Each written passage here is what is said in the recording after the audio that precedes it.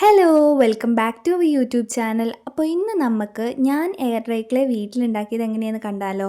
ഇതിന് രണ്ട് മെത്തേഡ് ഉണ്ട്. കുക്കിംഗ് മെത്തേഡും ഉണ്ട്, നോൺ കുക്കിംഗ് മെത്തേഡും ഉണ്ട്. ഞാൻ കുക്കിംഗ് മെത്തേഡ് വെച്ചിട്ടാണ് ഇവിടെ എയർ ഡ്രൈ ക്ലേ ഉണ്ടാക്കിയിട്ടുള്ളത്. അതിന് നമുക്ക് ആദ്യം വേണ്ടത് ഇങ്ങനൊരു പാത്രമാണ്. അത് നമ്മൾ കുക്കിങ്ങിന് യൂസ് ചെയ്യാത്ത പഴയ പാത്രം എടുക്കാം. ഇനി ഇതിൻ്റെ ഇൻഗ്രീഡിയൻസ് നോക്കുകയാണെന്നുണ്ടെങ്കിൽ നമുക്ക് കോൺഫ്ലോർ വേണം, ഗ്ലൂ ആയിട്ട് ഫെവിക്കോളാണ് ഞാനിവിടെ എടുത്തിട്ടുള്ളത്, അത് വേണം. പിന്നെ സുർക്ക, അതായത് വിനാഗിരി വേണം. പിന്നെ ഓയിൽ വേണം. ഓയിൽ എടുക്കുമ്പോൾ കളർലെസ് ഓയിൽ ഏത് വേണമെങ്കിൽ നിങ്ങൾക്ക് എടുക്കാം. ഞാനിവിടെ കോക്കനട്ട് ഓയിലാണ് യൂസ് ചെയ്യുന്നത്. ഇനി നമുക്കൊരു പാത്രം എടുത്തിട്ട് അതിലേക്ക് ഗ്ലൂ ഒന്ന് അളന്ന് ഒഴിച്ചു കൊടുക്കണം. കാരണം നമുക്ക് കോൺഫ്ലോറും ഗ്ലൂവും സെയിം അളവിലാണ് വേണ്ടത്. അതുകൊണ്ട് ഗ്ലൂ എടുക്കുമ്പോൾ അളന്നിട്ട് എടുക്കാൻ ശ്രമിക്കുക. ഞാനിങ്ങനെ ഒരു കപ്പ് എടുത്തിട്ട് അതിന് ഒരു കപ്പ് ഗ്ലൂ ആണ് എടുത്തിട്ടുള്ളത്. അത് കഴിഞ്ഞാൽ നമുക്ക് 2 ടേബിൾ സ്പൂൺ വിനാഗിരി അതിലേക്ക് ആഡ് ചെയ്ത് കൊടുക്കണം. ഇത് നമ്മുടെ ക്ലേ കേട് വരാതെ സൂക്ഷിക്കാനായിട്ട് സഹായിക്കും. ഇനി നമുക്ക് അതിലേക്ക് 2 ടേബിൾ സ്പൂൺ ഓയിൽ കൂടി യൂസ് ചെയ്യാം. ഞാൻ നേരത്തെ പറഞ്ഞ പോലെ കളർലെസ് ഓയിൽ ഏത് വേണമെങ്കിൽ നിങ്ങൾക്ക് യൂസ് ചെയ്യാം. ഞാൻ കോക്കനട്ട് ഓയിലാണ് യൂസ് ചെയ്തിട്ടുള്ളത്. ഇനി ഇതെല്ലാം കൂടി ഒന്ന് നന്നായിട്ടൊന്ന് മിക്സ് ചെയ്ത് കൊടുക്കാം.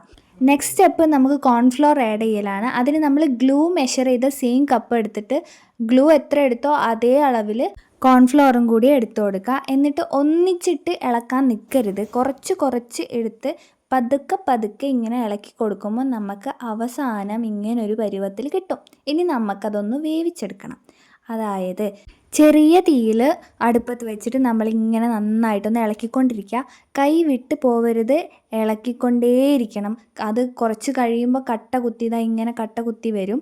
ഇങ്ങനെ ഇളക്കിക്കൊണ്ടിരിക്കാൻ നല്ല പ്രയാസമായിരിക്കും, കൈ നന്നായിട്ട് വേദനിക്കും. എന്നാലും സാരമില്ല, കുറച്ച് നേരം കഴിയുമ്പോൾ ഇത് ഈ പാനിൻ്റെ ചുറ്റും നിന്നൊക്കെ ഇങ്ങനെ വിട്ട് വിട്ട് വന്ന് നല്ല രീതിക്ക് ഹാർഡായിട്ടിരിക്കുന്നുണ്ടാവും. അപ്പോൾ ഇത്തിരി കയ്യിലെടുത്തിട്ട് നമുക്ക് ഒന്ന് തൊട്ട് നോക്കുമ്പോൾ കയ്യിലൊന്നും പറ്റി പിടിക്കാത്ത രീതിയിൽ കിട്ടും. ഇനി അത് നമുക്ക് ചപ്പാത്തി മാവ് കുഴയ്ക്കുന്ന പോലെ ഒന്ന് കുഴച്ചെടുക്കണം. അതിൽ കയ്യിലൊന്ന് വെളിച്ചെണ്ണ തടവി നമ്മൾ അതൊന്ന് കുഴച്ചെടുക്കാം. ഇനി അത് ടെസ്റ്റ് ചെയ്ത് നോക്കാം ഇത് സക്സസ് ആയിട്ടുണ്ടോയെന്ന്.